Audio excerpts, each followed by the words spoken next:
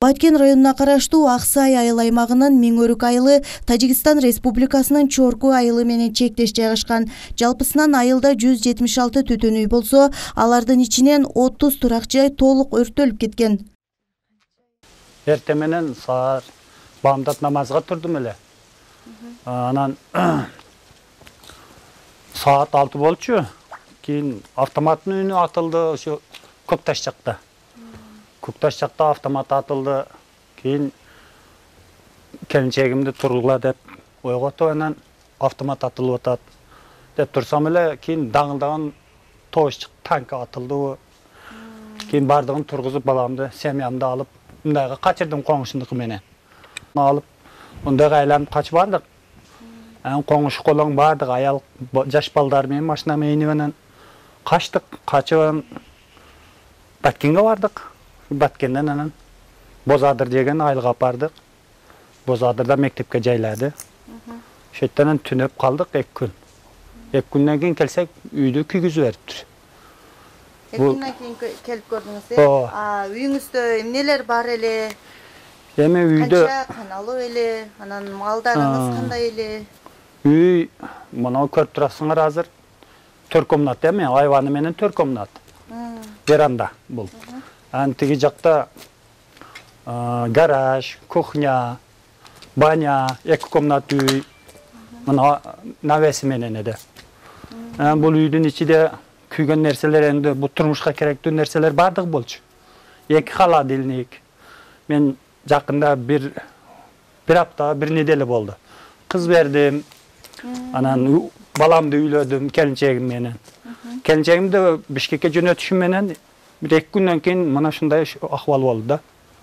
Мал жандыктарыңыз бар беле? Эми мал жандыктарды мен той кылам деп бардыгын сатып, тойго каражат кылгам. Бишкекский эчкилерим бар да, сау. Ошолордун үчөөбү жок. Ошол. Эми тоногон нерселер эле болуп атыптыр. Азыр бардык жайында бирок эрип калган да. Күйүп калган мына көрүп турасыздар.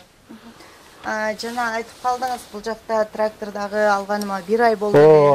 Трактор дегенде көчөдө турчу. Алганыма 1 ай болду. Эми тойдон кийин инем деп үмүт кылдым эде. Тойду өткөздүм, мына шу акыбал болду. Жандырып бериптир. Азыр эми каякта жашап жатасыздар эми азыр? Эми кыргыз элим бар экен, Кудайга шүгүр. Ар бири чакырып атат. Мына кегиле жашагиле деп. Рахмат кыргыз элиге. Бардыгы кыргызым биримдикте болсо, иншалла иш жүрүшөт, буйрса. Эми бул сиздердин үй жайларыңыздардын ордуна мамлекет тарабынан үй салынып берилет экен. Үйдү салып берем деп атат өкмөт. Иншалла буйрса мына аракет кылып атат. Мына бүгүн 30 ушу МЧС'нин адамдары түштү. Жардам берип атат иншалла. Кыргыз үй мына айтка домчабаны тигип берем деп атат. Вактылуу жашаган. Бала чакам Баткенде. Семьям ошо Баткенде турат. Мурда буга чейин сиздер мына Тажикстан менен ортоңуздарды эме жол эле тосуп турат экен да. Алар менен сиздердин карым-катнашыңыздар буга чейин кандай болуп келген? Эми акыркы жылдары тажик тараптын кол салуусунан улам бир аз болсо да мамилелер солгундап калды болуш керек. Birinci urushdan beri ma'mila to'xtagan. Shu 2019 qaysi жылы urush bo'ldi, o'shandan beri to'xtagan ma'mila. O'shandan beri qarim-qatnash yo'q. Ага чейин кандай болчу? Agacha жакшы болчу. Алар мен алды берди. Неме болуп жүргөн, иштер болуп жүргөн. Азыр эми ошондон бери мамиле жок. Мундан бери мамиле жок. Ошол эми. Учурда айылда жалаң гана эркектер жашап, үй жайын, көчөлөрдү тазалап жатышат. Ал эми үйү күйгөн жарандарыбыз, айрыкча аялдар жана жаш балдар бүгүнкү күнгө чейин коопсуз аймактарда убактылуу баш калгалап турушат. Эртең менен уктап жаткан болчубуз. Саат 6:30-дарда даң-дуң деп атыш башталды. Анан качкандар качты. Mal saldı жылдырып келсем, үйдөгүлөр ham качып кетиптир. Өзүм жалгыз калдым. Айылда бир үчөө болчу элек. Сөз шокко аралашып, бияк-бияка жүгүрүп жүрдүк. Бир 5 катын, 10 бала бар эди. Ошолорду Аштам экөөбүз кирип алып чыгайыксек, биз эч жака жылбайбыз деп койду. Кийин эл башы келип 4 адам болуп алып чыктык аларды.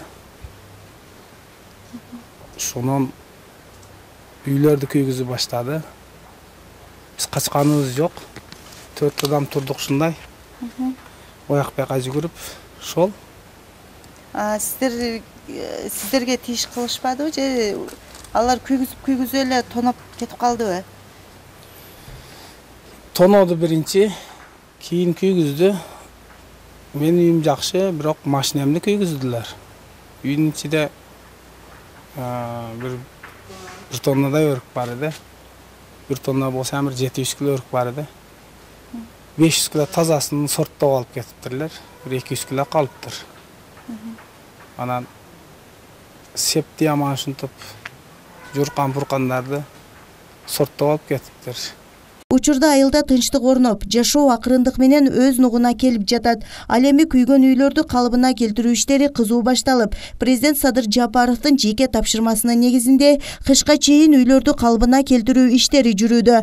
Бизден президентибиздин Садыр Нуркожоевич Жапаровдун тапшырмасы бар. Биз деген бул иш-чаранын бар бүгүнкү күндө жаңы жылга чейин бүтүрүш керек деген. Бирок анын тапшырмасы бир гана ушу жаңы жыл деген söz менен чектелбейт. Анын берилген мөөнөтү будан да кыска.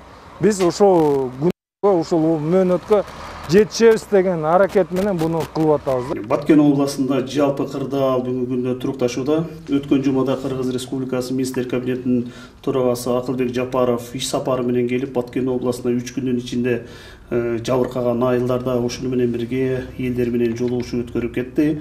Андан тышкары ушул жердеги министерство, ведомстволордун жетекчилери менен чогулуш өткөрүп бир канча тапшырмаларды коюп кетти.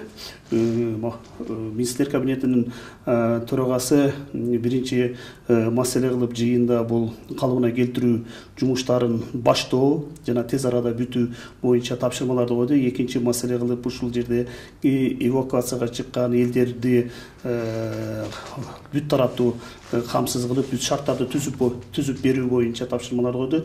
Сабира Абдисаматова, Ырыскелди Азамат уулу, Алтын бешик жаңылыктары. Көчүп келели монтаж боло элек, ушу монтажда калган эле да.